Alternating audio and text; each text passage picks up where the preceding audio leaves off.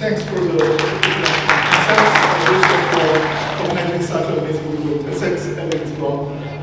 Like Theresa said, my name is Zhaodan. I'm from Mechanical and Aerospace Engineering departments. And then today I'm just going to briefly talk about my outwork on toward engineering solutions to end these wildfires.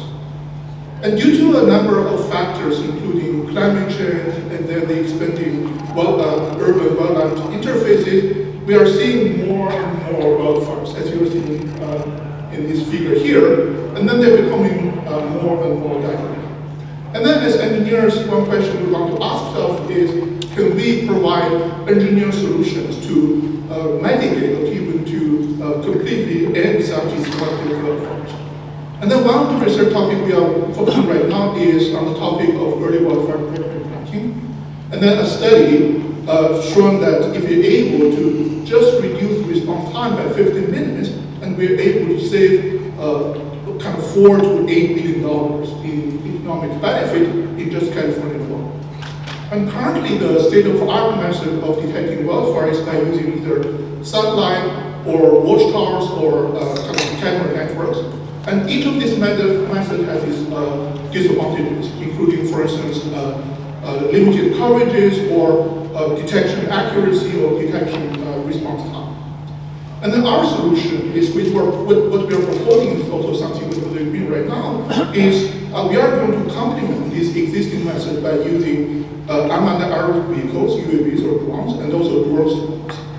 So what you see on the left here is one of our UAVs, and it carries a number of sensors, including chemical sensors, EO and IR cameras, a wind sensor, and also a volatile organic compound VOC sampler. And then we have deployed this UAV around a number of wildfires conducted by, not wildfire, prescribed burns conducted by CAL FIRE over the past few years. And then we have found out that we're able to detect these wildfires by using a number of a combination of indicators, including CO, a particular manner, shortwave infrared signatures, and then a collection of VOCs code and data. And one question we have is basically what about false positive? And the one beauty of having a mobile platform is they can move around in order to confirm that there is indeed a wildfire or not. And then what we're doing right now is based on the data we have collected, and we first of all train the model, and this model is able to predict the spatial and temporal propagation of these chemical concentrations. And then each of our drones is able to use the sensor readings to correctly decide or to guess what might be the best possible kind of location of wildfire by inverting the model. Okay, and then this is something, and then eventually they're going to move in closer and closer to the source of the chemicals, which might be the wildfire. And then that can basically eliminate the possibility of false positive. And this is something that we are working on right now. Hopefully we're able to show some positive results within the next few years. And if we want to step back a little bit to think about the big picture, and then there are lots and lots of challenging problems that we need to solve. First of all, currently we do not even have a UAV that is capable of operating in such a real wildfire environment due to a number of factors, including, for instance, high wind, very strong turbulences, and then extremely heat, and also the need to operate in a very crowded airspace, consisting of both crewed and uncrewed airplanes. And also, there's ultimate question of, can we provide end-to-end autonomous solutions? It's basically not only to autonomously detect and track wildfire, but also to autonomously suppress wildfires. And in order to answer either of these questions, we cannot do it alone, so we need experts from different fields. So that's what we are doing right now. We are working with a number of researchers from UC Davis, UC Berkeley, UC Merced, UC Santa Cruz, and also NASA to tackle these challenges together. So that's the end of my talk, and then if you have any ideas or feedback, please let us know. Thank you very much.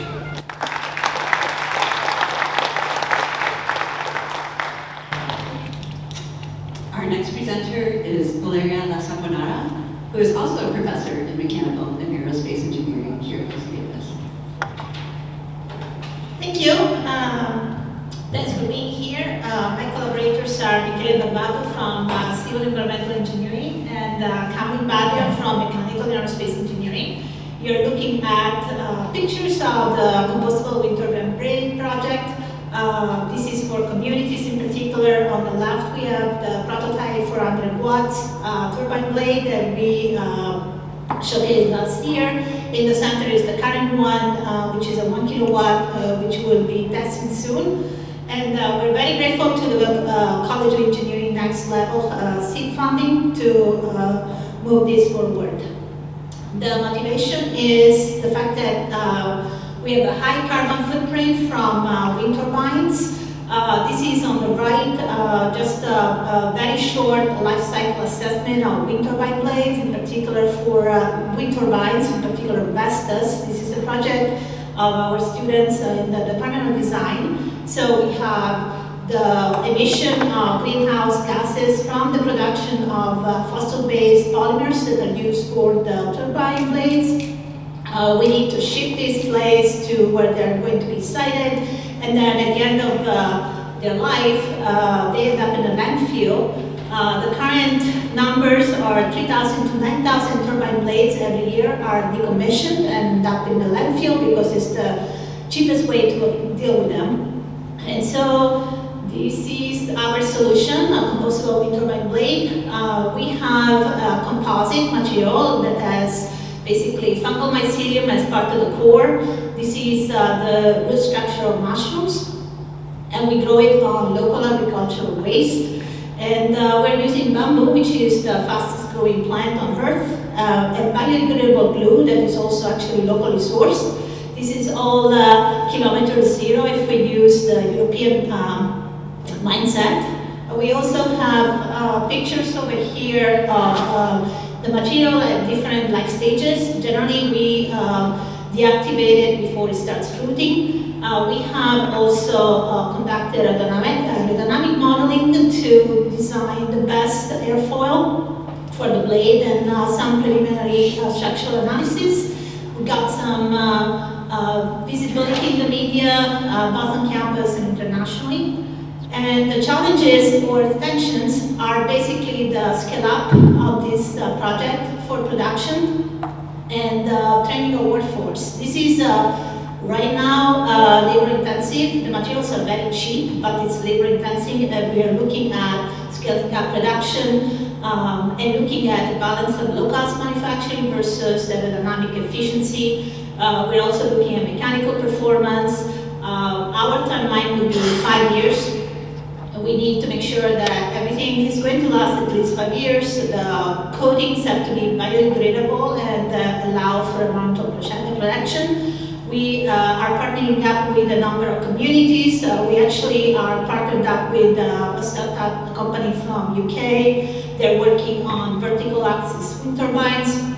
And so when you're looking at this, you're looking at 1.5 kilowatts. It's 1.8 meters. And it's going to be stacked to provide wind turbine energy to local communities. We're looking at community-focused power. And in particular, we have a lot of communities with energy insecurity, not just in global south countries, but here in California. In fact, one of the communities that we're working with for proof of concept is in Tuolumne County, which is near Stockton. They have a large amount of wood biomass that they want to remove from potential ignition of wildfires, and they're actually commercializing those. So we could look at local access to biomass, local manufacturing job, and in any case, very much focused on community-based distributed wind. Thank you. This is the end of my talk.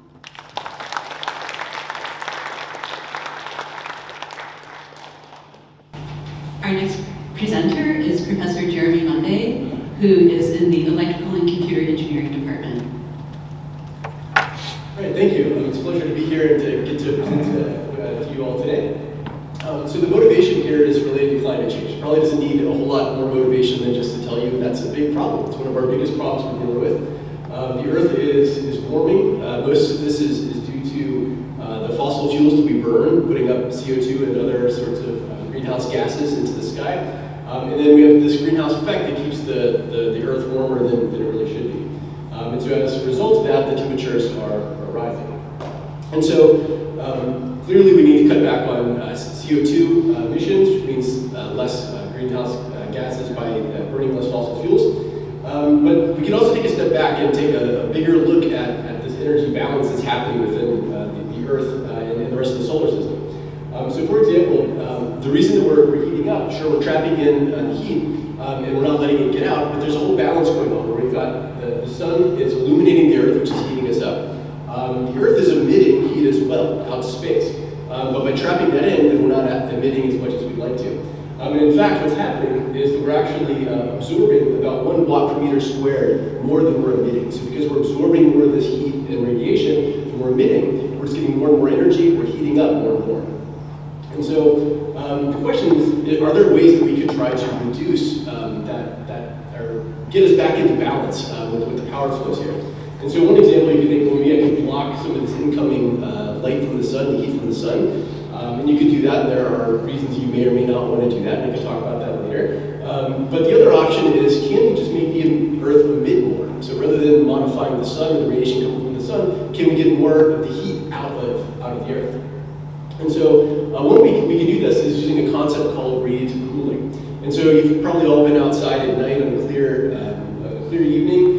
You get access to the sky, and it feels kind of cold, right? And you'll notice, particularly in your head, that you're feeling a lot of that coldness. That's because we're also emitting heat. So we're emitting heat, and the wavelength of that heat, or the light, it's around 8 or 10 microns. And so that's the energy that's leaving us.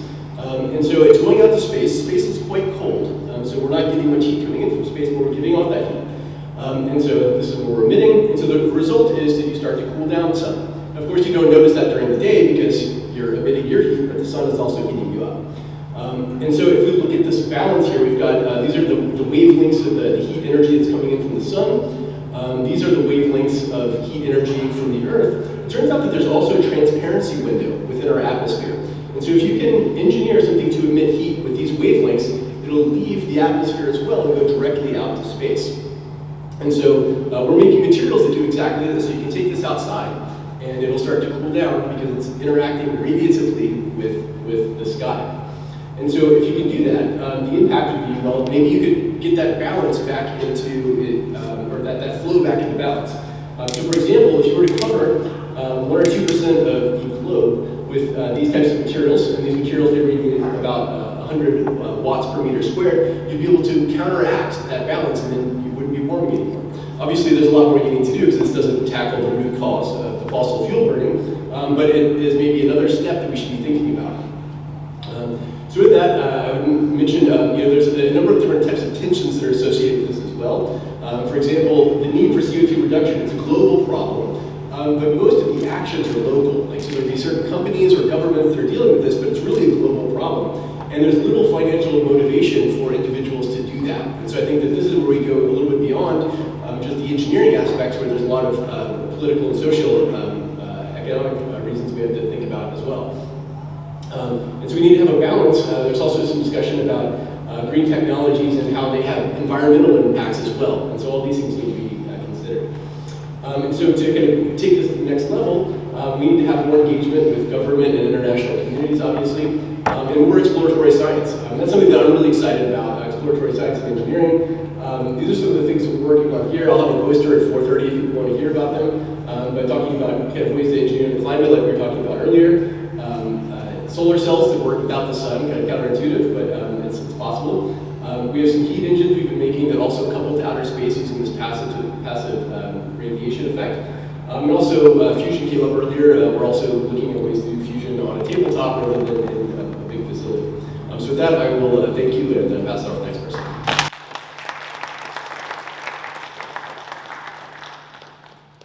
Our next presenter is Erika Plante. She's an assistant professor in material science and engineering. I'll also mention that she's one of the winners of the Time 100 Best New Startup Companies last year. So we're really excited. Thank you so much for being here. I'm very happy to be talking to you today about, this is a project we call TRACER, stands for Electrochemical Removal of Carbon Dioxide from Ocean Water Yield Validation. The motivation for this talk really is twofold. We need to reduce our reliance on fossil fuels, we need alternative sources of renewable electricity, but also we need to remove legacy carbon emissions or residual emissions. And all IPCC scenarios show that not only we need to do renewable energy, we need to increase our efficiency, we also need to remove carbon dioxide, and that amounts to 10 gigatons of CO2 per year starting the year 2050. So for this to be realizable, we need to do it at a cost-effective manner. The CO2 credits need to be measurable so that we can drive the carbon markets. It needs to be irreversible, so that means it's permanent, it's a durable means of storage, and it needs to be additional. That means that it will not happen if that technology is not there. So while also avoiding all of the negative impacts on our ecosystems. Why do we use the ocean? Most of the world's CO2 is stored in the ocean. So carbon is currently stored in the ocean in the form of bicarbonate ions, also in the form of sediments. We use electricity to drive an electrolysis-based process and direct air capture to accelerate storage of carbon from the atmosphere into the ocean. So what we do is we store CO2 in the form of calcium carbonate solids and in the form of bicarbonate ions. And the distinguishing feature is that we can measure this removal within the battery limits of the plant before we discharge our effluent into the ocean. The process is kinetically advantaged, it's thermodynamically favored because we're storing it in durable forms. We have durability of the order of 10,000, at least 10,000 years, a billions of years, depending on the storage. And then because we are using the ocean, there is no CO2 transportation or storage costs because the CO2 is coming from the atmosphere and then we're storing that CO2 back into the ocean. So how does the process work? It's a single-step CO2 capture and storage. We start with seawater with a pH of 8.2. We put the seawater in an electrolyzer. So in an electrolyzer, we produce two streams. We do a splitting of water to produce an acid stream, pH of 2, and a base stream, pH of 10. And then also at the base stream, so at the catholyte, we also produce hydrogen. So that means that this technology not only removes CO2, but it also produces an alternative source of electricity. This hydrogen could be used to offset the electricity cost, the energy cost within the plant, or it can also be sold to other industries that are hard to abate. So for example, aviation or steel.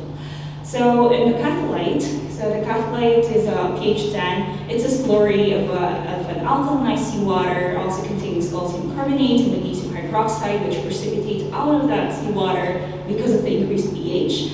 And then we aerate, we contact this with air. Could be an ambient air, or it could also be a CO2 point source, for example, from other industrial processes. And this allows that water, the dissolution of magnesium hydroxide allows that water to absorb more CO2 into this, so then it re-equilibrates back close to the ocean pH, while the acid is reacted with rock to put the pH back to 8.2, around 8.2, so we mix the processed analytes and the processed catholytes and then discharge down into the ocean. So now the seawater is going to be enriched and dissolved in organic carbon. So 90% of the carbon removal is in the form of ions, 10% is in the form of solid calcium carbonates, and then we also have silica species or iron that's coming from the rock that we're dissolving. So right now we have a phase 1 project funded by Department of Energy Fossil Energy Carbon Management that specifically focuses on measurement, reporting, and verification and environmental impact assessment of this technology.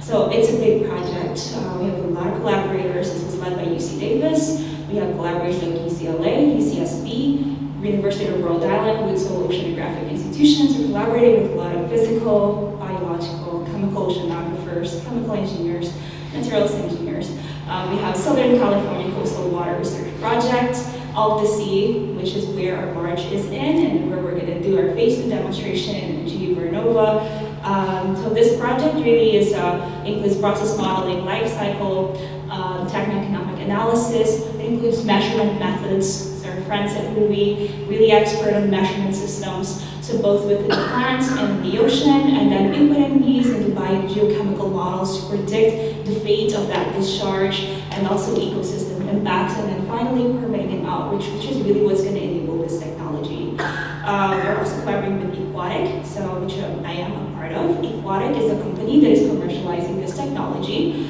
We have two pilots that we ran last year in Los Angeles and Singapore, and we have just announced a demonstration system that will be in Singapore. This is designed to remove 10 tons of CO2 per day while producing 300 kilograms of hydrogen per day, and we are on track for a commercial scale system for 100,000 tons of CO2 per year. And I have a poster, and I'll be happy to talk more about it. Thank you.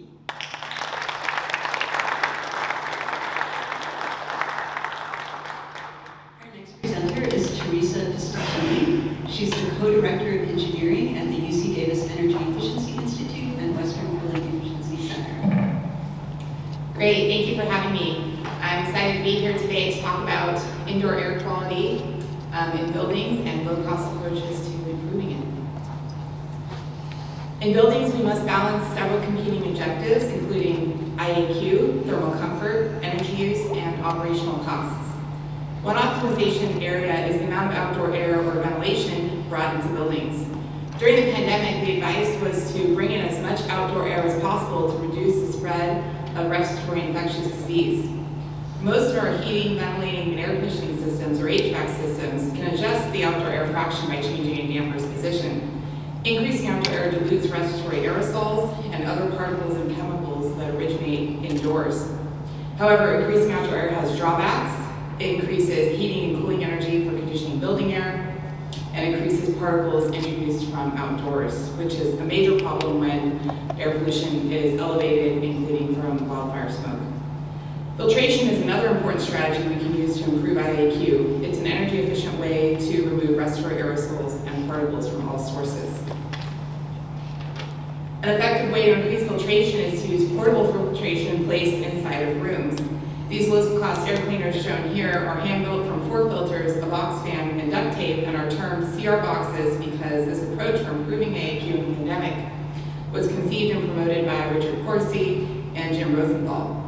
They can be built by anyone with $65 in materials and have been an impactful tool for air quality education and real improvements in IAQ, particularly in schools. Our current research includes studying their long-term performance. We built 4 CR boxes and characterized their performance when new. We quantified their clean air delivery rate, or CADR, which is a measure of air cleaning capacity. We also measured their single-pass filtration efficiency and power draw. We deployed these boxes to 4 spaces on campus and operated them for 9 hours a day for 9 months. 2 of these spaces were labs with large amounts of particle generation indoors, including rock grinding. 2 other spaces were offices. You can see the photos and the filters from the labs look heavily loaded after 7 months. This was definitely a true stress test. Here you can see preliminary results. Our measurement method analyzes performance as a function of particle size. We can see that CR boxes filter larger respiratory aerosol-sized particles, which are represented by the solid symbols, about 50% better than smaller smoke-sized particles represented by the open symbols, which is expected for the type of filters that are being used.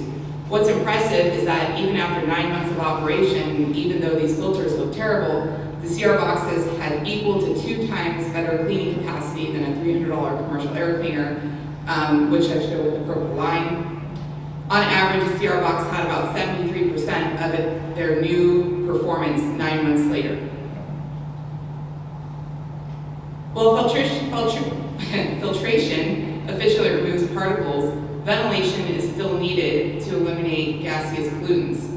We can also save energy by increasing outdoor air for cooling when temperatures outdoors are favorable. However, current building systems controls lack the ability to account for outdoor air quality and ventilation students. Existing systems sometimes modulate ventilation rates based on indoor carbon dioxide or CO2 levels, which is generated by occupants breathing. The CO2 control performance is often poor, leading to over and under ventilation of buildings. In this research project shown here, I'm using indoor CO2 levels, indoor and outdoor temperatures, and outdoor air particulate matter concentrations to optimize ventilation for both air quality and energy efficiency. The low-cost IAQ energy controller can be deployed with existing internet-connected control systems using data from existing building sensors and outdoor air quality networks. The controller optimally adjusts the HVAC outdoor air damper and communicates wirelessly with portable air cleaners to automate their operation. So far, I've modeled the IAQ energy controller in a classroom. Preliminary results show it can save energy and improve indoor air quality across the U.S., especially in hot, dry climates like California. Although energy and air quality benefits are modest, the implementation cost is low since it works with existing control systems. After successful laboratory testing, I commenced a field test in 2 classrooms in California's Central Valley. Starting last year, we are currently analyzing the data, and early results are promising, and I look forward to discussing it more with you in the poster session.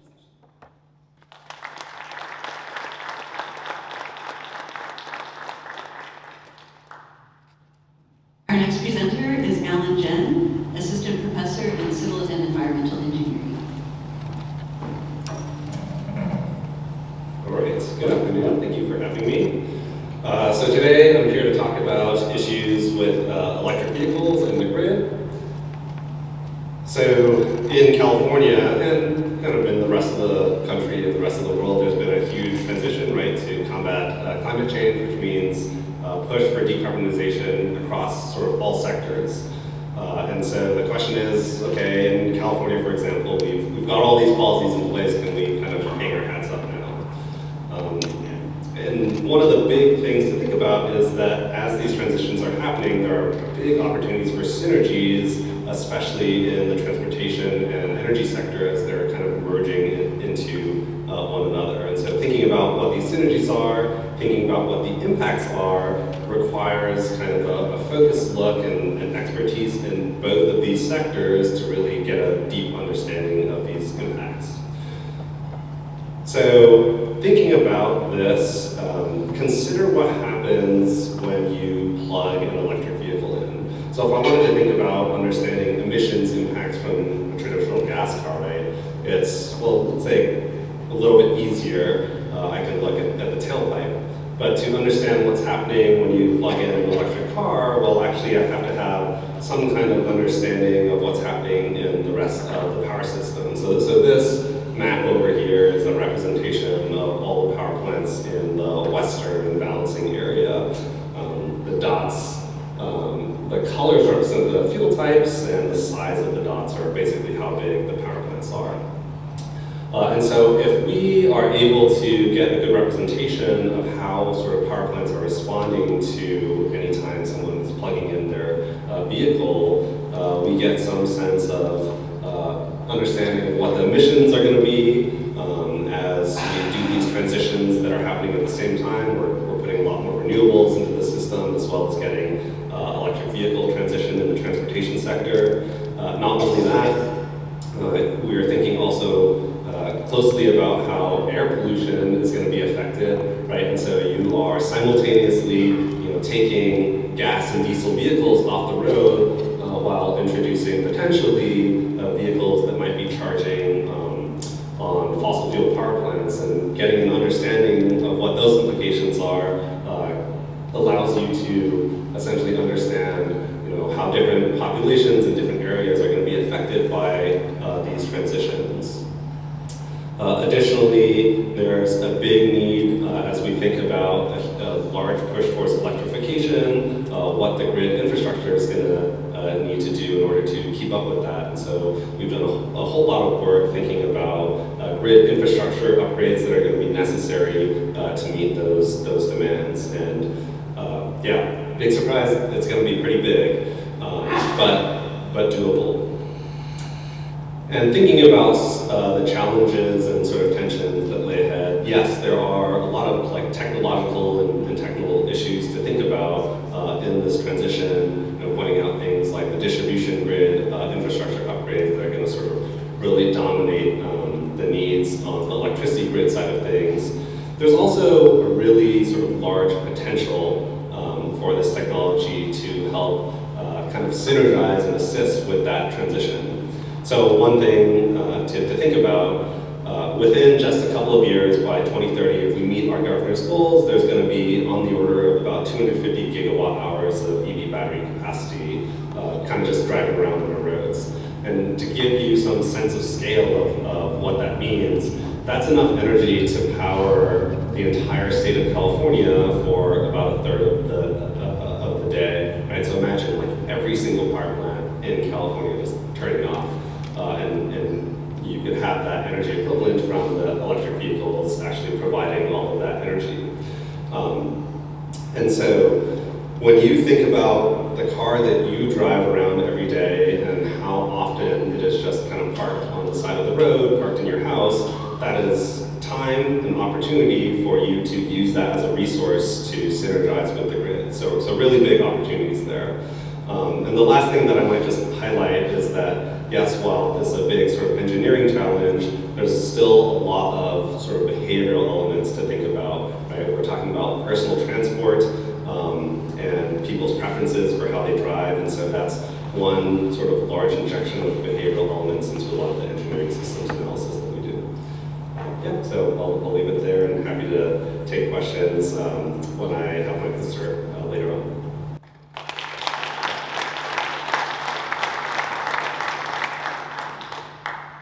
Our next presenter is Priya Shah, who is an assistant professor in the chemical engineering department.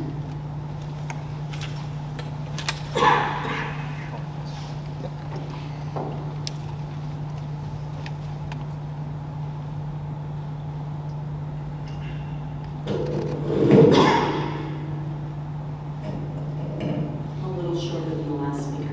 Good afternoon, everyone. It's really great to be here, and I especially want to thank Dean Corsi and Associate Dean D'Souza for the invitation to present some of our work today. And I want to start by saying that this was really initiated by some of the next level research funding that the college was able to provide us during the pandemic.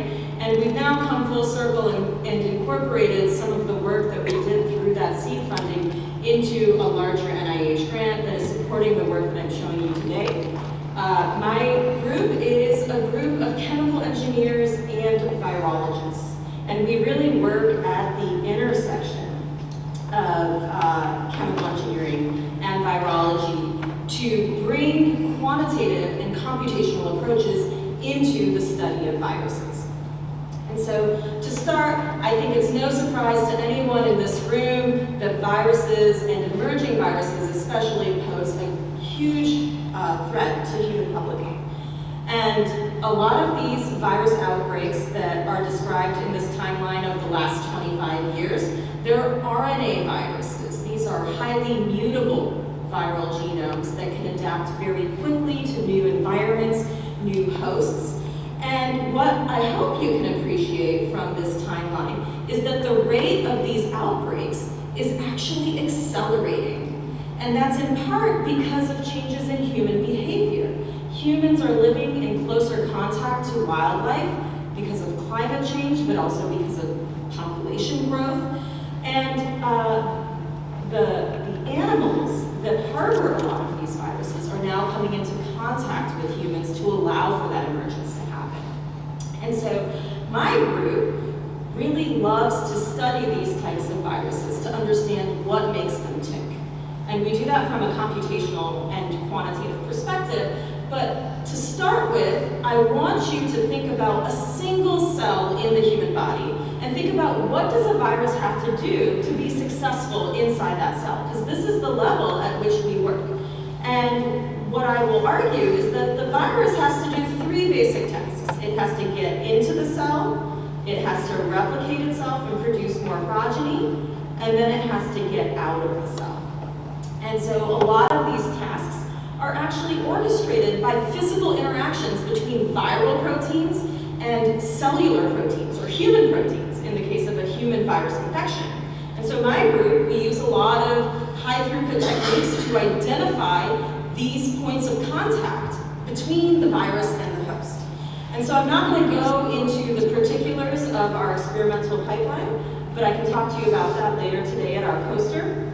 But we can generate tons of data on these virus-host protein interactions. And so here's a hairball, a cloud of over 7,000 Zika virus host protein interactions that we identified experimentally. We can use a lot of computational tools to clean this up and narrow it down to a list of maybe 350 protein interactions that we think are biologically relevant. But then we really have to narrow it down to a single virus host protein interaction that we want to study in detail and really understand how does it help the virus replicate, or how does it cause disease?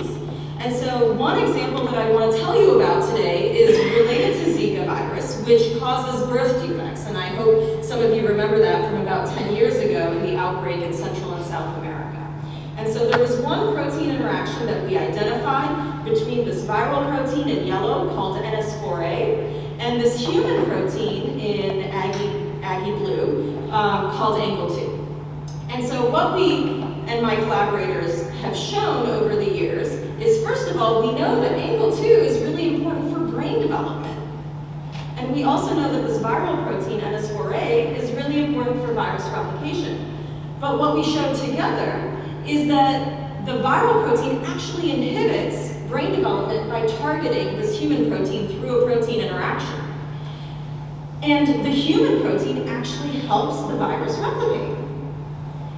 And so there's huge advantages in breaking this protein interaction therapeutically. It can be leveraged. And so we did a lot of experimental work to identify how this protein interaction works. But ultimately, we decided that there was a huge role that computation could play in dissecting this protein interaction. And so we modeled the structure of these proteins using AlphaFold. We had to do some additional work to make them look more like proteins because they looked kind of like a mess. We used docking and molecular dynamics, and we were able to go from this initial structure at an initial condition simulation between our human protein in blue and our viral protein in yellow, all the way to a final structure at 250 nanoseconds, so really still just a fragment of time, but gain more insight into how this protein interaction is occurring. And this was really exciting to us because this interaction that occurs right at this interface here that I'm showing you, we actually couldn't study that experimentally because that region of the protein is really unstable. And so our computations are actually giving us insights that are experimentally inaccessible. And so this is a really exciting, though very conventional technique for most molecular dynamics experts.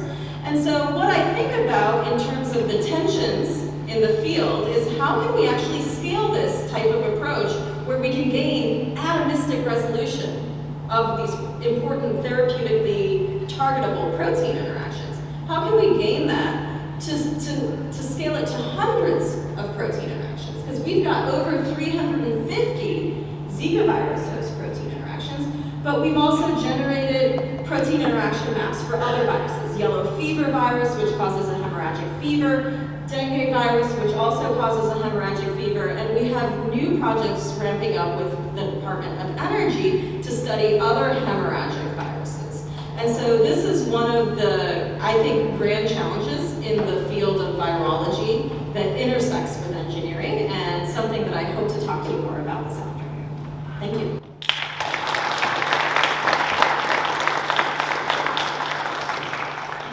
To our final flash talk presenter, and that is Valeria, who's a professor in computer science.